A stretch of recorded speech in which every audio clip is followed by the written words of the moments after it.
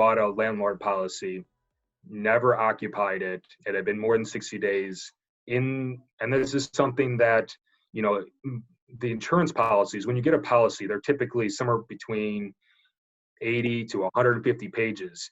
I don't know anybody, even myself, that has read an entire policy from word to word because it's just a whole book. So there's things that you need to be aware of. And that's one of the most important things is, are you insuring a property correctly? Because if you're not, and a claim occurs, you could be denied coverage. You know, so that's the biggest one. The best story, the unfortunate story, was the fact where that client that had bought the insurance policy was paying for it, but filed a claim, no coverage, and they didn't realize that they had to have it occupied for the coverage to be effective. Other situations where it's important to note, you know, if a property is sold, even between family members, you know, it needs to be changed. The insurance has to match whatever the deed is, because that's the only person that can get paid out. For a new property, when people are trying to ask for a binder, paid receipt showing coverage that they have, which is required by banks, if they haven't actually purchased the property, if they haven't closed yet, there is no coverage. So you could be paying for something that you don't have coverage if there's a claim. So it only is an insurance policy for the owner of the property. So you can buy insurance on anything, but if you don't own that property, the insurance company is not going to pay you. Got it. So it sounds like if that lady has told the agent that she wants to insure it as a vacant property, then the insurance would have fulfilled that claim. Does that sound right? Yes, absolutely.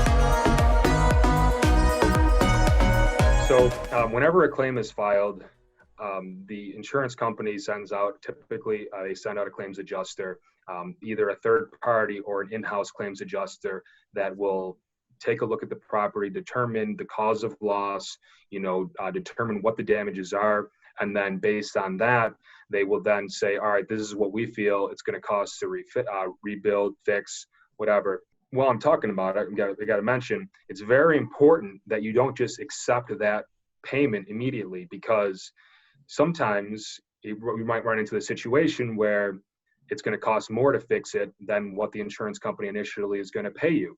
So you want to make sure whoever's going to do the work has given you their final quote, and the company either pays that person directly, or you make sure you have the exact number so that you get enough money to pay for it. To jump back to your question, in terms of insurance fraud, we try to educate people on what their coverage is for, and if they're not putting the claim in correctly, or then yes, it could be denied. For example, one of our clients put a claim in for hearing aids. So they had a separate policy for their hearing aids, $3,000. Well, this policy covers mysterious disappearance. And this client calls multiple times, and we're like, all right, it's disappeared. Well, then she calls, well, what if it does disappear? So, and then, a couple of days later, they've disappeared. So the question is, what was actually going on there? We advised the company that we believe there might be insurance fraud, and then they're going to do their investigation. If it's worth it to them, then they're going to go ahead. If it's a big claim, like a fire, like you mentioned, absolutely. They're going to go after that individual. They're going to try to get the money, not pay it because it's fraud. And then, in different situations, that person might go to jail. Our particular situation for our client, they just decided to, it's minimal. They're just going to let it go. Maybe there's some fraud there, but $3,000 isn't that big of a deal when you're looking at the cost to hire an attorney, to go to court and try to determine the actual, was there actual fraud there.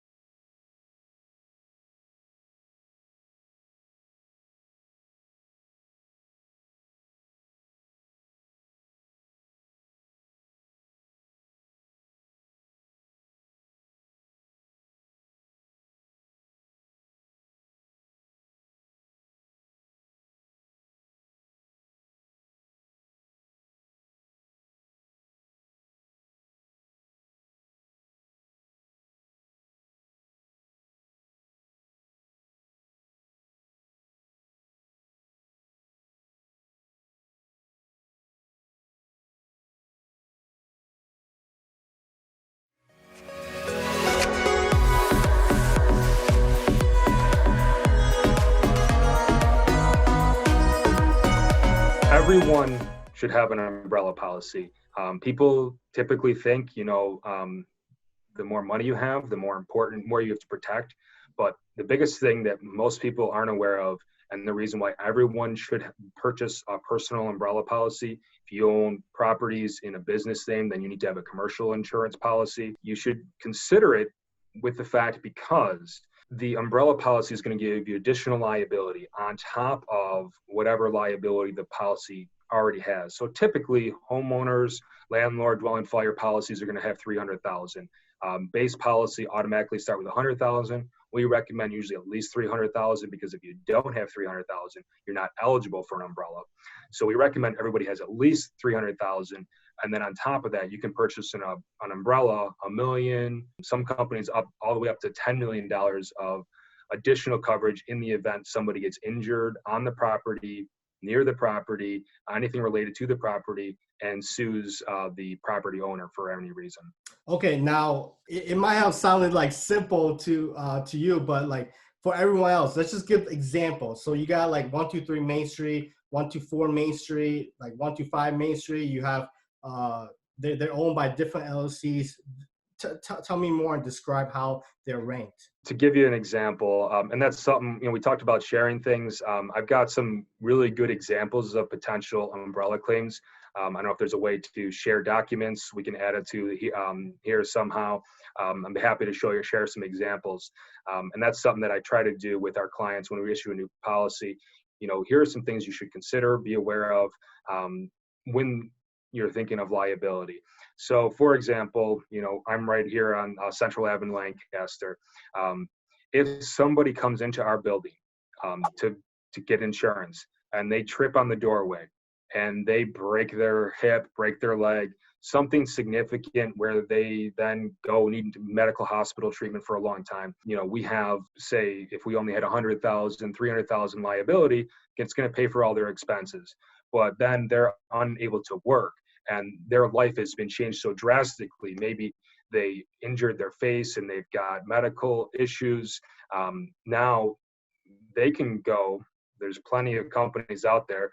You can, if you listen to advertisements, 888, dial 8, dial 4, they're looking for people to file a claim and they could be awarded millions of dollars. If you don't have the right amount of coverage, then they can go after, if it's a business, they can go after the business assets, including the building itself, and that in a judgment that could be awarded, you're required to sell and pay out part of that. And they can also, more importantly for individuals, they can go after your future wages. So they can garnish your wages for the rest of your life. And even if you don't have much now, maybe you will in the future, but think about child support for the rest of your life. They could take 17% of your salary off and you're going to have to pay that out every paycheck to pay for those damages that you caused. Having that umbrella policy gives you additional liability to protect you in the event there's a lawsuit. and they try to go after awards for judgments. Now, for my properties, just to show you how little knowledge I know of this, my properties have umbrella policy, correct? Currently, I think most of your properties are like 300,000 of liability. Depending on the company, some of them will offer up to 500 or a million. But in general, for if it's owned under an individual name, then you can cover it under personal umbrella, which is a completely separate policy. With, I believe, most of your properties, you own them under LLC names, which you would have to have a commercial umbrella, which I don't believe you currently have. Something that we could definitely quote. Just to kind of give you an idea, a personal umbrella, home, auto, if you have rental properties, depending on the situation personally, usually start around $150, $200 a year for that additional $1 million of coverage. When you go commercial, it's a little more complicated. Depends on the details. Sometimes 500, maybe $1,000 to give you an additional $1 million of liability. So those are all things that definitely to consider, and we could talk about at a later date as well. Got it. Now, I don't know if this is a factor, so I want to get your expertise, advice on this. So most of my properties are leveraged 80% LTV through the banks. Now, let's say someone trips and falls, and their attorney sees that the property is being leveraged 80% and there's only 20% equity. Does that mean that I don't need insurance, or I need less insurance? Tell us more about that. Okay, so two different aspects that you got to think about. So the equity is the structure, the building. So say you own a property, it's $100,000. You say you own 80%. So the bank owns 80%, you own 20%, you're paying that mortgage off. What's going to happen in the event of a claim? If there's a fire, what's going to happen is the bank's going to be paid first, and then the remaining amount will go to you. That's why it's very important they require to be listed as a mortgagee. If they're not listed on there for whatever reason, they're not going to get paid anything. So that's why it's very important that they are listed on there properly. It's a little bit different if, say, somebody trips and falls. That's not going towards the property directly. What's going to happen is the liability portion of your policy is typically $300,000. That's going to be paid towards the injuries. And then on top of that, if you have an umbrella, or if it exceeds that, then you can go after individually. But the mortgagee really can't be sued for an individual getting injured on the property. It's really, they're protecting the building itself. So most mortgage companies don't even care if you carry liability insurance. We can write policies with just building coverage, but that's not something we typically do because you want liability coverage in case somebody gets injured, and it's usually the cheaper portion of the premium anyways.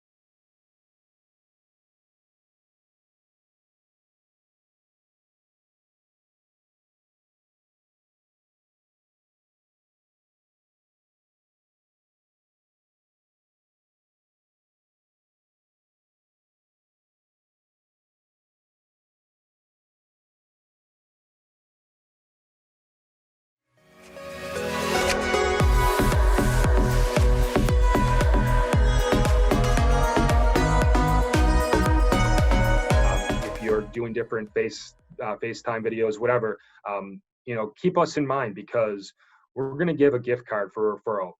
You don't even have to be a client of ours because we're regulated by the New York State that if we're going to offer any kind of incentive program, we have to offer it to everybody. So the way that it works is if we get enough information to provide somebody a quote, we're going to send you a $15 gift card. Check out our website, our Facebook page. You'll see just recently, every quarter, we're going to give a $200 gift card to one of those individuals as well. So just give them our information, let us give them a chance. And then, if we write it or not, it doesn't matter as long as they let us provide them a quote. And if we write it, great. If we don't, then that's fine too. You're still going to get a gift card.